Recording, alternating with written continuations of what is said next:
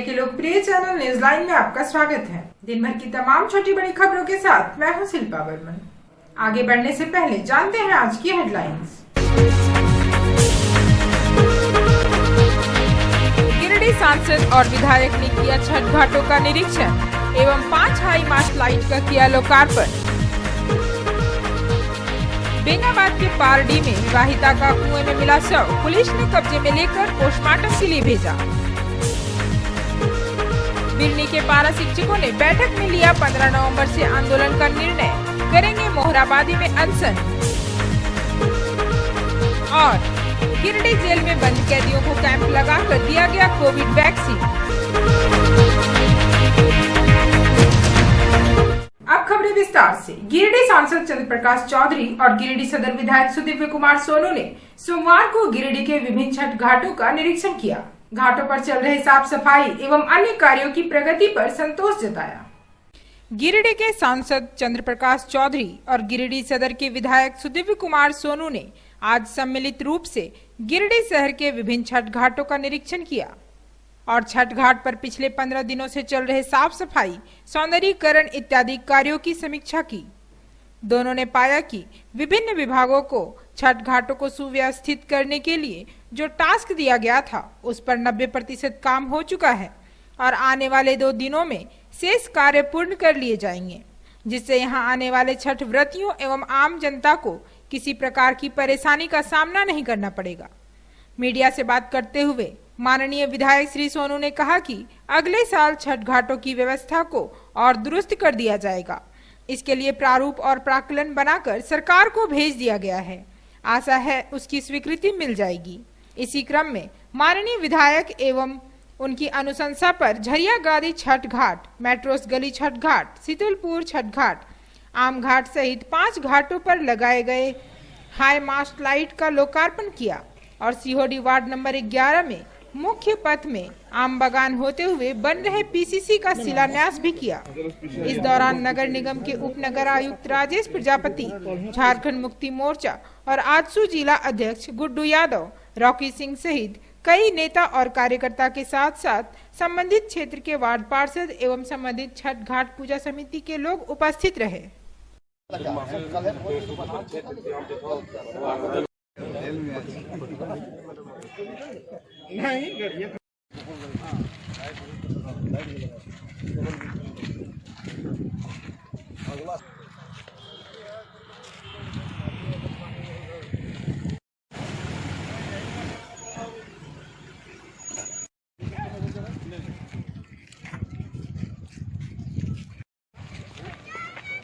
निकासी नहीं कर देगा। हाँ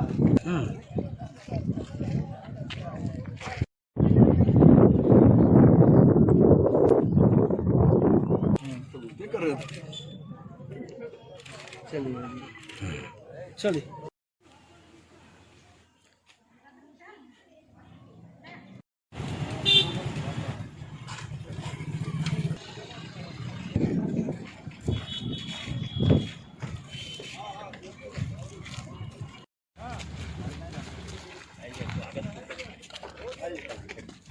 बहुत बहुत धन्यवाद आप सबको बधाई।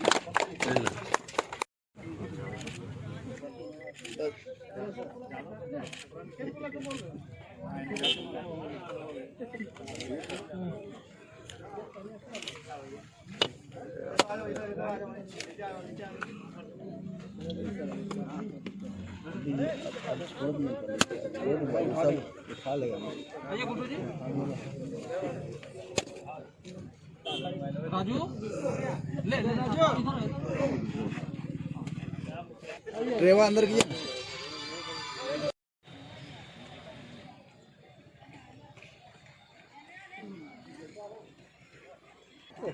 जितना पढ़े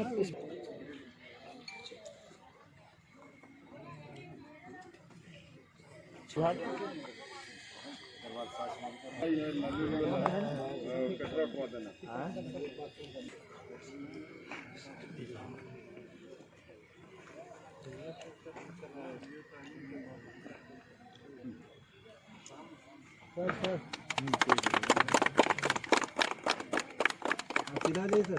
का निरीक्षण हुआ और निरीक्षण के दरमियान जो 15 दिन पूर्व से यह काम चल रहा था, तो ये अंतिम चरण पर है और उम्मीद है सारी व्यवस्था जिला प्रशासन नगर निगम के द्वारा भी काफ़ी गति से काम हो रहा है और हमें उम्मीद है कि छठवर्तियों को किसी भी प्रकार का कठिनाई नहीं।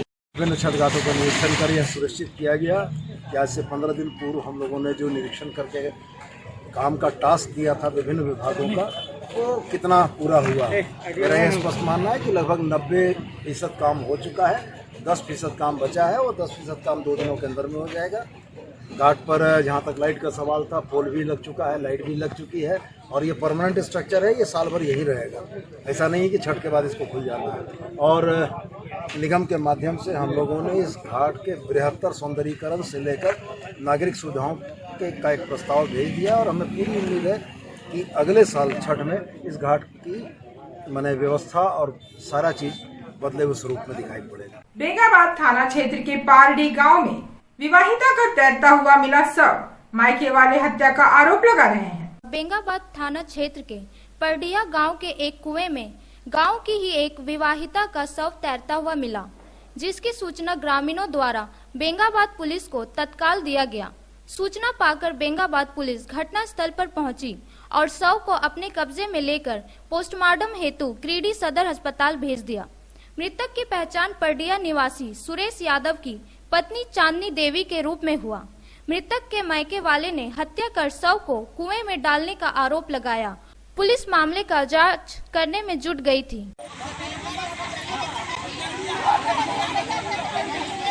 बेंगाबाद मॉर्निंग वॉक में निकले व्यक्ति को अज्ञात वाहन ने जोरदार टक्कर मार दी, जिससे व्यक्ति की मौत हो गई। बेंगाबाद के गुटिया हाई स्कूल के पास बेंगाबाद मधुपुर पथ पर मॉर्निंग वॉक पर निकले एक व्यक्ति को किसी अज्ञात वाहन ने जोरदार टक्कर मारकर बुरी तरह घायल कर दिया। परिजनों ने आहन फानन में उसे गिरिडीह सदर अस्पताल लाया, जहां डॉक्टरों ने उसे मृत घोषित कर दिया। मृतक की पहचान गुटिया निवासी 50 वर्षीय मोहम्मद कुदूस के रूप में हुई है। बाद में शव का सदर अस्पताल गिरिडीह में ही पोस्टमार्टम कराया गया। बताया जाता है मोहम्मद कुदूस हर रोज की तरह मॉर्निंग वॉक में निकले थे। इस दौरान अज्ञात वाहन की चपेट में आ गए, जिससे उनकी मौत हो गई। मौत की खबर सुनकर पूरे गांव में शोक की लहर दौड़ गई, जबकि परिजनों का रो रो कर बुरा हाल हो गया। गुटिया मोड़ के जो है 200 फीट 150 फीट में सवेरे मॉर्निंग वॉक कर रहा था, घूम रहा था। इसी बीच में जो है एक जो है टैंकर गाड़ी संतुलन खोते हुए आया, साइड में बिल्कुल ही बाएं तरफ था, घूम रहा था और इसको मारा। वहीं चपेट में गाड़ी चपेट में आया, वहीं दुर्घटनाग्रस्त हो गया। गाड़ी वाला पकड़ाया या भागने? गाड़ी भाग गया, लेकिन गाड़ी को पूरा चिन्हित कर लिया गया है। गाड़ी जो है कलर नंबर सारा कुछ जो है सामने आ चुका है। 14 नवंबर तक तमाम पारा शिक्षकों का स्थानीयकरण व वेतनमान नहीं होने से 15 नवंबर को उलगुलान होगा।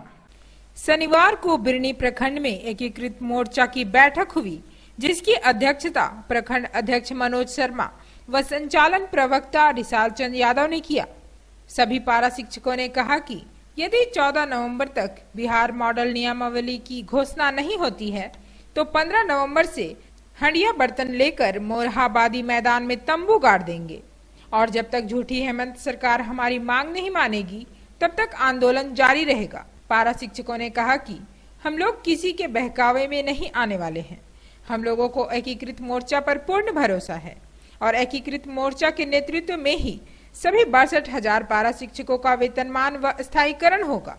बिरनी के पारा शिक्षकों ने एक स्वर में कहा कि अवैध संघ के तीनों अवैध फर्जी नेताओं का सामूहिक बहिष्कार किया जाएगा। इस बैठक में मुख्य रूप से प्रखंड उपाध्यक्ष हरिहर मोदी, फिदा हुसैन, सुरेंद्र तिवारी, अरुण शर्मा, लालजीत यादव, संकुल अध्यक्ष अजय पांडे, नागेश्वर प्रसाद वर्मा, जगदीश कुमार, केदार राम, सुखदेव यादव आदि सैकड़ों पारा शिक्षक उपस्थित थे। गिरिडीह जेल में बंद 201 विचाराधीन कैदियों को कोविड का वैक्सीन लगाया गया। शनिवार 6 नवंबर को मोहनपुर जेल गिरिडीह में कोविड वैक्सीन का कैंप लगाकर 201 बंदियों को वैक्सीन का पहला डोज और कुछ को दूसरा डोज दिया गया। कैंप स्वास्थ्य विभाग की ओर से लगाई गई थी, जिसमें यूनिसेफ सह चेतना विकास की क्लस्टर कोऑर्डिनेटर पुष्पा शक्ति मौजूद थी। वहां के कंपाउंडर मंटू पंडित के नेतृत्व में लोगों को वैक्सीन दिया गया। इस कार्य में एएनएम बबीता कुमारी, अंजलि कुमारी लगी हुई थी। डाटा एंट्री अजय मुरारी के द्वारा किया गया। इस क्रम में पुष्पा शक्ति ने बताया कि कोविड-19 से बचाव हेतु आवश्यक जानकारी और वैक्सीन लेने के बाद रखने वाले सावधानियों के बारे में विस्तार से जानकारी दी। अंकनीय है कि जेल में बंद विचाराधीन कैदियों के लिए पहले भी कैंप लगाए जा चुके हैं। बावजूद इसके बहुत सारे कैदी अभी भी बचे हुए हैं जिन्हें टीका नहीं लगा है। ऐसे में स्वास्थ्य विभाग को जल्द से जल्द और कैंप लगाकर सभी कैदियों को कोविड टीका सुनिश्चित कराना चाहिए। प्रदेश कांग्रेस कमेटी के निर्देशानुसार जिला कांग्रेस कार्यालय में जिला अध्यक्ष नरेश वर्मा की अध्यक्षता में प्रखंड अध्यक्षों और वरिष्ठ कांग्रेसियों की एक बैठक बुलाई गई। प्रदेश कांग्रेस कमेटी के निर्देशानुसार जिला कांग्रेस कार्यालय में जिला अध्यक्ष नरेश वर्मा की अध्यक्षता में प्रखंड अध्यक्षों और वरिष्ठ कांग्रेस जनों की एक बैठक बुलाई गई, जिसमें आगामी 14 नवंबर से 29 नवंबर तक देश में बढ़ रही बेरोजगारी, महंगाई के खिलाफ जमीनी स्तर पर जन जागरूकता अभियान आयोजित करने का निर्णय लिया गया। इस दौरान कांग्रेस जन गांव-गांव घूमकर बैठक करेंगे, गांव में रात्रि विश्राम करेंगे और गांधी टोपी भी पहनेंगे। कार्यक्रम के दरमियान सुबह 6 से 7 बजे तक प्रभात फेरी भी निकाली जाएगी। इसी को लेकर आज जिला कांग्रेस कमेटी ने प्रखंड प्रभारियों की घोषणा की। इस अवसर पर मुख्य रूप से प्रदेश कांग्रेस कमेटी के सदस्य केडिया, उपेंद्र सिंह, अमित सिन्हा, परेश नाथ मित्रा, महेश्वर इमाम, एपी सिंह, मदन लाल विश्वकर्मा सहित कई प्रमुख कांग्रेस जन उपस्थित थे। देवरी प्रखंड के भोजपुर गांव के सुनील मंडल बाइक दुर्घटना में रविवार दोपहर को तीसरी थाना के थम्बाचक मुख्य सड़क पर बुरी तरह जख्मी हो गया। देवरी प्रखंड के भोजपुर गांव के सुनील मंडल बाइक दुर्घटना में रविवार दोपहर को तीसरी थाना के थम्बाचक मुख्य सड़क पर बुरी तरह से जख्मी हो गया। बाइक से गिरने के दौरान सड़क किनारे टूटा बैरिकेड से पेट काफी कट गया और पेट में गंभीर चोट लगी, जिसे देख स्थानीय लोगों ने घायल सुनील मंडल को तीसरी अस्पताल इलाज के लिए टेम्पो से ले गया। पुलिस मौके पर पहुंचकर पल्सर बाइक को कब्जे में लिया। बताया जाता है कि घायल सुनील मंडल पल्सर बाइक से अपने घर भोजपुर से लोकाय बहन के घर जा रहा था। वह दुर्घटना का शिकार हो गया। हेलमेट पहनने से माथा व चेहरे में चोट नहीं लगी, लेकिन टूटा बैरिकेड नुकीला होने के कारण पेट को जख्मी कर दिया। घटना की जानकारी मिलते ही लोकाय से बहन आशा देवी व बहनोई इतवारी मंडल तीसरी अस्पताल पहुंचे। घायल सुनील मंडल की प्राथमिक उपचार डॉक्टर इंद्रजीत नटराज के नेतृत्व में नर्स मीना हेम्ब्रम ने किया। बेहतर इलाज हेतु गिरिडीह रेफर कर दिया गया। हाँ आइए, वो पेशेंट को उठा रहा था।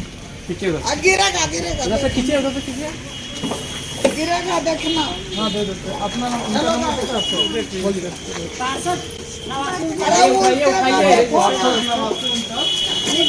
कल से नहाय खाए के साथ शुरू होगा लोक आस्था का महापर्व छठ। 8 नवंबर 2021 से नहाय खाए के साथ शुरू होगा लोक आस्था का महापर्व छठ। सोमवार से नहाय खाए के साथ इस वर्ष का छठ महापर्व शुरू होने जा रहा है। इस दिन छठ व्रती पूरे नियम एवं संयम का पालन करते हुए स्नान करने के बाद मिट्टी के चूल्हे पर अरवा चावल, चना दाल और कद्दू, ग्रामीण क्षेत्रों में कोहड़े की सब्जी बनाते हैं और अपने सगे संबंधियों के साथ प्रसाद के रूप में ग्रहण करते हैं। दूसरे दिन खरना या लोहंडा का विधान है। इस दिन छठ व्रती दिन भर उपवास रखकर शाम में खीर के रूप में प्रसाद ग्रहण करते हैं। नालंदा क्षेत्र के लोग तो अरवा चावल, दाल, सब्जी और रोटी से खरना करते हैं। इस पर्व में आस्था रखने वाला हर कोई इस प्रसाद को लेने के लिए ललायित रहता है। तीसरे दिन अपराह्न डूबते सूर्य को पहला अर्घ तथा चौथे दिन उगते सूर्य को दूसरा अर्घ के साथ छठ का समापन होता है। न्यूज़लाइन परिवार की ओर से सभी सनातन धर्मावलंबियों को छठ महापर्व की शुभकामनाएं। आज का इतिहास। आज 7 नवंबर है। साल का 311वां दिन। हिंदुस्तान और विश्व के इतिहास में 7 नवंबर बहुत ही महत्वपूर्ण है। आज 7 नवंबर है। साल का 311वां दिन। हिंदुस्तान और विश्व के इतिहास में 7 नवंबर बहुत ही महत्वपूर्ण है। उसमें से कुछ इस प्रकार है। बहादुर शाह जफर अंतिम मुगल बादशाह का निधन 7 नवंबर 1864 को हुआ था। 7 नवंबर 1944 को फ्रैंकलिन डी रूजवेल्ट चौथी बार अमेरिका के राष्ट्रपति नियुक्त किए गए थे। 1996 में 7 नवंबर को ही नासा ने मार्स ग्लोबल सर्वेयर प्रक्षेपित किया था। विश्व के सबसे बुजुर्ग अंतरिक्ष यात्री जॉन ग्लेन थे, जिन्होंने पृथ्वी की कक्षा के बारे में सबसे पहले बताया था। वे पृथ्वी की 3 बार परिक्रमा करने वाले तथा अंतरिक्ष में जाकर वापस लौटने वाले पहले अमेरिकी तथा विश्व के तीसरे अंतरिक्ष यात्री जो 7 नवंबर 1998 को वापस पृथ्वी पर लौटे थे। साउथ फिल्मों के साथ बॉलीवुड के पॉपुलर स्टार कमल हासन का जन्म 1954 को हुआ था। नोबेल पुरस्कार विजेता सीवी रमन का जन्म 1888 में 7 नवंबर को ही हुआ था। आज का अंक आपको कैसा लगा? आप अपने सुझाव व राय इस नंबर पर दे सकते हैं। साथ ही नए खबरों को जानने के लिए आप न्यूज़लाइन की website, Facebook, portal, Twitter, Instagram को भी फॉलो कर सकते हैं। अब दीजिए पूरी टीम को इजाजत। नमस्कार।